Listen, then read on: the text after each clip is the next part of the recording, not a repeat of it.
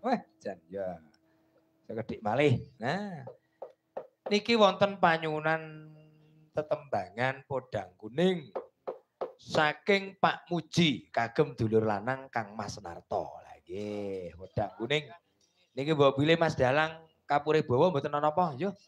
Mengke kersane Mbak Yu sing terusne podang kuninge. Nah. Sinten? Mas Dalang, yo. Enggak. Tingale kok mboten wonten, Pak. Mboten iki piye to? Mboten. Sing anu niku pengedang ini niki. Mergi anu napa rencang-rencang niki pun anu suarane niku radi nggih gerak. Gerak. Nggih. Geroke pripun? Nggih saking laris silih nabuh ngeten niki. Ngoten niki. Ngatos gerak.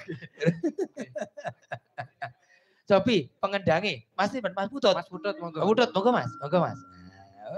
Sinawang tatan bosni. Iki dapuk dalang tenan iki jan. Cok aja greget.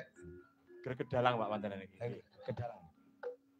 Nyawang wong ayu leman. Wah, iki wong wedok gampang kidul yo ngene-ngene iki. Kula gitu Bapak. Rekoso tak lakonane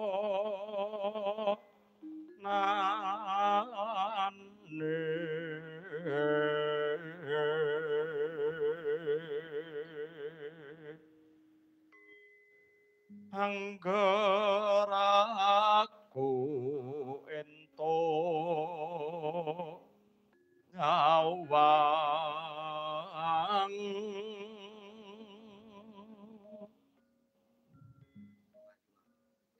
wong ayu lambemu